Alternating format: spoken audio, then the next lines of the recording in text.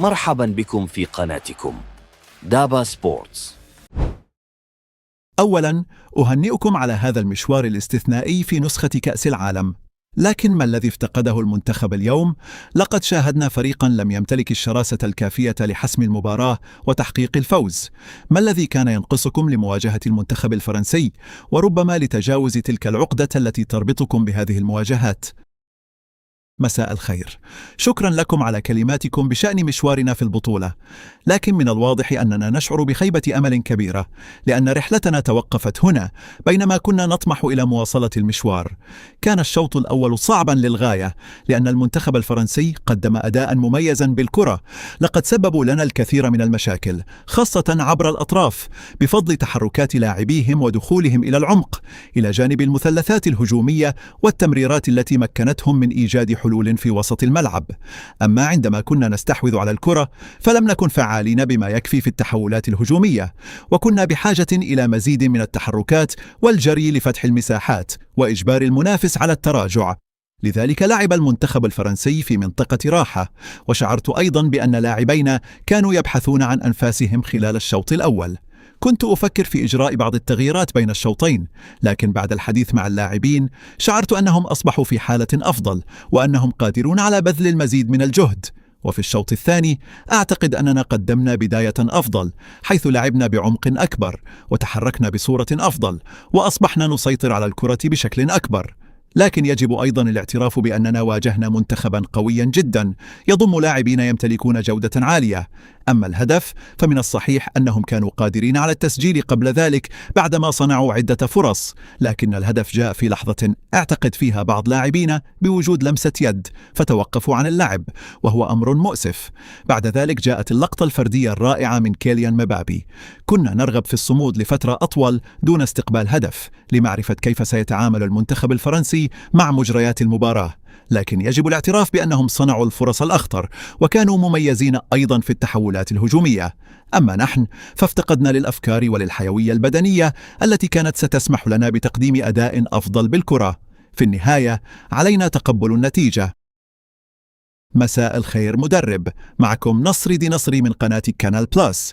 كل ما أستطيع قوله هو شكرا وتهانينا على هذه المشاركة الرائعة في كأس العالم، وعلى شجاعتكم وأفكاركم. سؤالي هو، هل تشعرون اليوم بأي ندم؟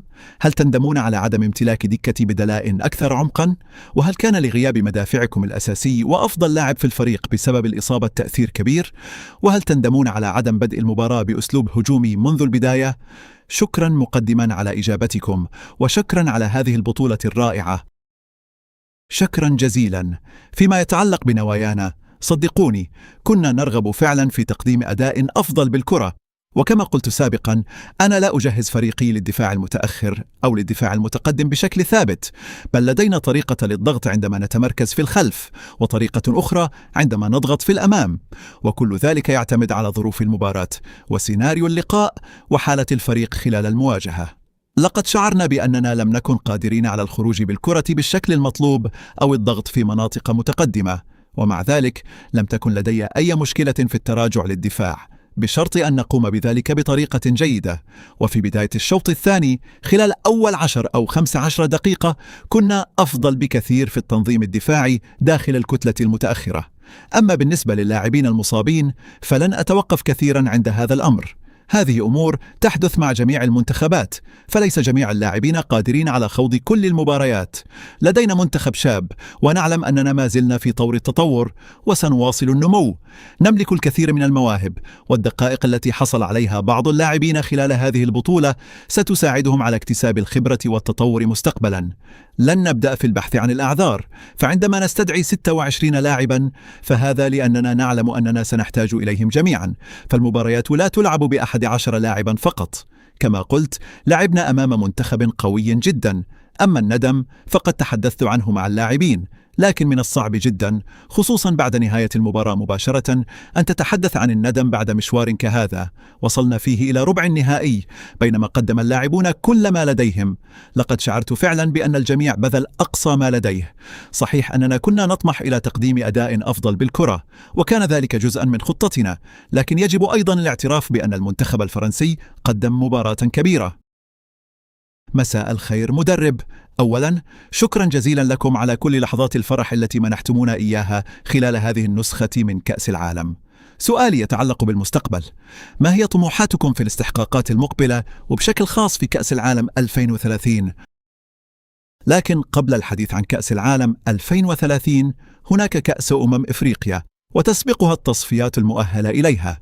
وإذا أردنا أن نصل إلى عام 2030 ونحن في أفضل جاهزية، فعلينا أن نستعد جيداً للمباريات المقبلة، وأن نواصل البناء والتطور ونحافظ على مستوانا، ونتأهل إلى كأس إفريقيا، ثم نحاول الفوز باللقب. الأمر يشبه خوض أي بطولة، مباراة تلو الأخرى، وهذا هو النهج الذي سنتبعه أيضاً.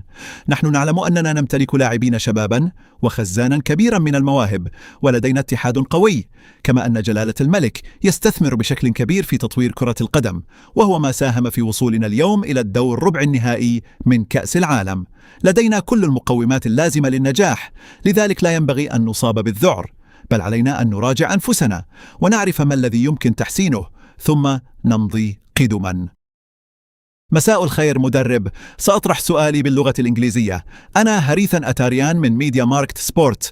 من خلال حديثكم فهمت أنكم تعتبرون المنتخب الفرنسي فريقاً موهوباً للغاية وقوياً جداً، وأن المغرب خسر أمام فريق قد يكون بطل العالم المقبل. هل هذا هو ما قصدتموه؟ وهل تشعرون أنكم خسرتم أمام منتخب يتفوق عليكم حالياً من حيث القوة؟ صحوا لي إن كنت قد فهمت كلامكم بشكل خاطئ. المنتخب الفرنسي يملك فريقاً رائعاً، وهذا ليس جديداً، بل منذ سنوات طويلة. نحن واجهنا منتخباً بلغ نهائي النسختين الأخيرتين من كأس العالم. كما قلت بالأمس أيضاً، فإن الاتحاد الفرنسي لكرة القدم يعمل باحترافية واستمرارية كبيرة، ولذلك يواصل تحقيق النتائج المميزة.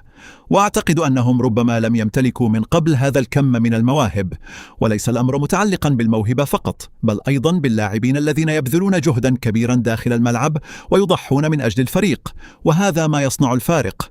لذلك يمتلكون منتخباً قوياً جداً. كنا نعلم أنه إذا فقدنا الكرة فسيكونون في غاية الخطورة، لأنهم غالباً ما يتركون لاعبين في الأمام لشن الهجمات المرتدة بسرعة. لكن زي ما قلت سابقاً، ووفقاً للخطة التي وضعناها، نحن نؤمن بأننا قادرون على منافستهم، وما سنفعله هو أن نواصل العمل بجد أكبر حتى نكون أكثر قدرة على مجاراتهم في المواجهات المقبلة. نحن نشعر بأننا قادرون على ذلك. صحيح أنهم كانوا اليوم أفضل منا، ويجب أن نعترف بذلك، لكننا نؤمن أيضا بأننا قادرون على التطور والذهاب إلى أبعد من ذلك. ولم لا بعد 4 سنوات أن ننافسهم بقوة وربما ننجح في إقصائهم؟ سؤالي بالإسبانية. أنا دييغو توريس من بولا VIP برازيل. أعلم أن الحديث بعد الإقصاء مؤلم، لكن ما هو الإرث الأهم الذي تركه منتخبكم في هذه النسخة من كأس العالم بالنسبة لكرة القدم في بلدكم؟ أعتقد أن أهم شيء هو أن تدخل كل بطولة بعقلية الفوز، وأن تبذل كل ما لديك لتحقيق الانتصار، وأن تؤمن بنفسك. لقد حاولنا كل شيء، وكنا نريد الذهاب إلى أبعد نقطة ممكنة والفوز بكأس العالم. وعندما تنتهي البطولة كما انتهت اليوم، فمن الطبيعي أن نشعر بخيبة أمل لأننا خسرنا، لكن علينا أن نتقبل ذلك، وأن ندرك أيضا أن الشعب سعيد بالصورة التي قدمها هذا المنتخب. فالهدف دائما هو الفوز، وإذا لم يتحقق ذلك فمن المهم أن تترك صورة تؤكد أنك قدمت كل ما لديك. وأعتقد وآمل أن تكون هذه هي الصورة التي قدمناها. السلام عليكم مدرب. قبل حضوري إلى هذه الندوة الصحفية كنت مع الجماهير المغربية، وقد حملوني رسائل مليئة بالفخر والمحبة والتقدير لكم وللمنتخب، وأكدوا أنهم يفتخرون بما قدمتموه. ما هي رسالتكم للجماهير المغربية، سواء الموجودة هنا أو داخل المغرب أو التي تكبدت عناء السفر لمساندتكم؟ نحن نعلم جيدا أن الجماهير المغربية تحبنا وتساندنا، وكما أقول دائما، نحن لا نلعب من أجل أنفسنا، بل نعرف جيدا من نمثل، ونعرف لماذا نقاتل داخل الملعب، وهذا ما يمنحنا الطاقة والدافع لنذهب إلى أبعد مدى ولنواصل الإيمان بقدراتنا. واليوم ورغم خيبة الأمل أتمنى أن يشعر الجميع بالحزن، لأن امتلاك عقلية الفوز أمر مهم، لكن في الوقت نفسه يجب أن ننظر إلى ما حققناه وندرك أن لدينا منتخبا قادرا على مواصلة إسعاد الجماهير وأن يواصل تحقيق الأحلام، وأتمنى أن ينجح مستقبلا في الفوز بالألقاب. نحن نسير في الطريق الصحيح، ولا أجد الكثير لا أقوله أكثر من ذلك، لأن هذا الجمهور وهذا الشغف الذي يتميز به جميع المغاربة موجود منذ سنوات طويلة وسيبقى دائما. أحمد طلال، قناة LE7 TV. تهانينا مدرب على هذا المشوار الرائع، وتهانينا أيضا للاعبين. الجماهير المغربية فخورة بكم. ما هي الرسالة التي وجهتموها للاعبين مباشرة بعد نهاية المباراة؟ في الحقيقة لقد ذكرت ذلك قبل قليل. ما قلته للاعبين هو نفسه ما قلته لكم منذ دقائق. طلبت منهم أن يرفعوا رؤوسهم وأن يدركوا أنهم حاولوا بكل ما يملكون وقدموا كل ما لديهم، لكن بعد ذلك لا بد من إجراء تقييم شامل، لأن التقييم هو الأساس الذي يسمح لنا بالتطور. لا يمكن أن نخرج من هذه البطولة ونحن نقول فقط نحن سعداء وفخورون بما قدمناه، بل يجب أن نواصل العمل والتقدم. ولكي نواصل التقدم علينا أن نجري نقدا ذاتيا موضوعيا على جميع المستويات، وليس لأن الأمور كانت سيئة، بل لأننا نطمح إلى المزيد ونريد الوصول إلى مستويات أعلى. كما أن اللاعبين بحاجة الآن إلى الراحة واستعادة طاقتهم، فقد عاشوا موسما استثنائيا، خاصة أنهم خاضوا أيضا كأس إفريقيا خلال الموسم، وهو أمر ليس سهلا. لدينا أهداف جديدة تنتظرنا في شهر سبتمبر، ولذلك يجب أن نستمر في النظر إلى الأمام وأن نرفع رؤوسنا ونواصل العمل. مساء الخير مدرب. جمال وعلام من قناة دوزيم. تحدثتم عن ضرورة إجراء تقييم بعد البطولة، فما هو تقييمكم الأولي لهذه المشاركة في كأس العالم؟ لقد توليتم قيادة المنتخب قبل نحو 3 أشهر فقط، وحققتم مسيرة رائعة، فما هو انطباعكم الأول عن هذه التجربة؟ لن أدخل في تفاصيل التقييم الآن، لأنني شخصيا أحتاج إلى بعض الوقت والهدوء حتى أقيم الأمور بصورة دقيقة. لكن ما قلته أيضا للاعبين هو أنني فخور جدا بما حققناه منذ شهر مارس. فمنذ البداية كانت لدينا أنا والجهاز الفني أفكار واضحة حول الطريقة التي أردنا أن يلعب بها المنتخب، والطاقة التي أردنا أن يظهر بها، والحيوية التي سعينا إليها، وكذلك الروح الجماعية داخل المجموعة، وليس فقط ما يحدث داخل أرضية الملعب. بصراحة لم أكن أتوقع أن نتطور بهذه السرعة، وأنا ما أتحدث عن النتائج بل عن مستوى الأداء والمحتوى الفني. لقد فاجأني اللاعبون فعلا، وسررت كثيرا بالسرعة التي استوعبوا بها المشروع الفني وآمنوا به، وهذا هو التقييم الوحيد الذي أستطيع تقديمه اليوم. أما خلال الأيام المقبلة فسنقوم بإجراء تقييم أكثر عمقا وشمولا. مساء الخير. بالنسبة للمنتخب الفرنسي، هل تعتبرونه آلة كروية لا تقهر؟ ومن وجهة نظركم ما الذي يمكن أن يوقفه في هذه النسخة من كأس العالم بعد أن واجهتموه؟ وسؤال آخر، ديديه ديشامب بلغ نصف نهائي كأس العالم للمرة 3 تواليا، ماذا يعكس ذلك عن قدراته التدريبية؟ فيما يخص المنتخب الفرنسي، فأعتقد أنه لم يحتج اليوم إلى إظهار كل ما يملكه من إمكانات حتى يثبت قوته، وكما قلت سابقا فإنه يضم لاعبين استثنائيين في الخط الأمامي، والأهم من ذلك أنهم يبذلون جهدا كبيرا داخل الملعب. صدقوني، امتلاك المواهب أمر مهم، لكن الأهم هو أن توظف تلك المواهب في العمل الجماعي والجهد المستمر، وهذا ما يجعل المنتخب الفرنسي فريقا قويا ومتوازنا. كما تشعر أنهم يلعبون بثقة وهدوء، ولا يظهر عليهم التوتر داخل الملعب. إنهم يشجعون بعضهم باستمرار، ولديهم رغبة حقيقية في الذهاب حتى النهاية، وقد شعرت بذلك بوضوح، وهم يمتلكون كل المقومات التي تؤهلهم لتحقيق ذلك. لكن في النهاية لكل مباراة ظروفها الخاصة، وعليهم أن يحافظوا على هذا المستوى في المباريات المقبلة.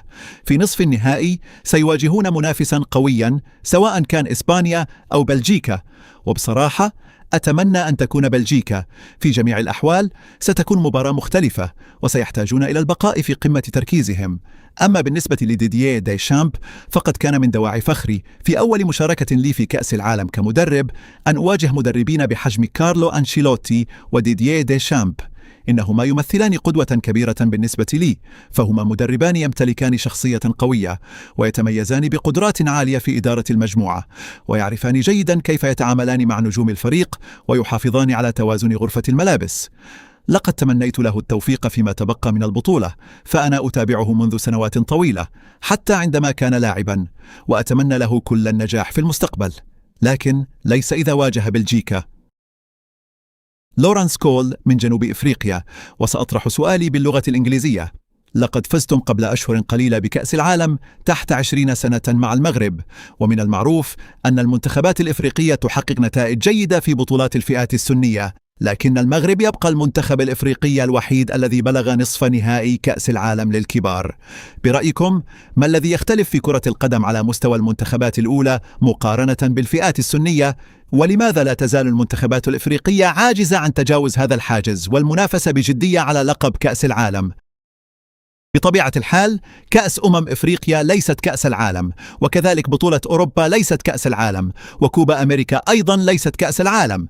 في كأس العالم تواجه مدارس كروية وأساليب لعب مختلفة تماما، ولذلك يجب أن تحافظ على هويتك، لكن في الوقت نفسه عليك أن تكون يقظا ومستعدا للتكيف مع كل منافس.